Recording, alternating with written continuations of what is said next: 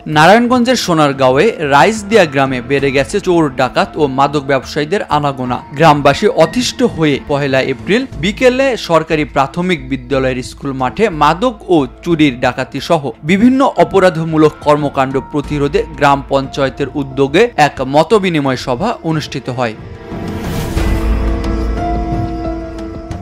এলাকাবাসীর দাবি, চুরি ডাকাতি ও মাদক ব্যবসায়ী রাইসদিয়া গ্রামের স্থানীয় বাসিন্দারা জড়িত রয়েছে। মাদক ব্যবসায়ীদের একটি মহল রাজনৈতিক নেতাকর্মীদের টাকা দিয়ে এই মাদক ব্যবসা পরিচালনা করে।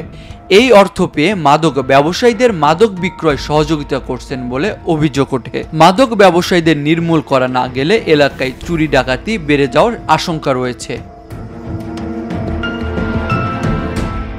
গ্রামের সুশীল সমাজের অভিযোগ, মাদক নির্মূলে পারিবারিক সচেতনতা জরুরি। রাইসদিয়া গ্রামে সর্বত্রই মাদকের ছড়াছড়ি, হাত বাড়ালেই সহজে মিলছে বিভিন্ন ধরনের মাদক। এর ফলে দিন দিন আশঙ্কাজনক হারে বাড়ছে মাদক সেবী ও মাদক কারবারির সংখ্যা। এলাকার তরুণ সমাজ ক্রমেই ধাবিত হচ্ছে নেশার জগতের দিকে।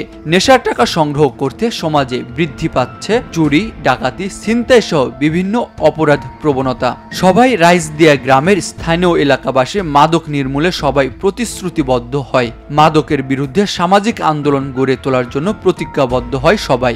মাদক ব্যবসায়ী এবং যারা মাদক গ্রহণ করে তাদের চিহ্নিত করে আইনানুগ ব্যবস্থা গ্রহণের মাধ্যমে মাদক নির্মূল করতে এলাকাবাসী মতামত প্রদান করেন। প্রশাসনের কাছে গ্রামবাসী এই মহলটির বিরুদ্ধে ব্যবস্থা নেওয়ার দাবি জানিয়েছেন।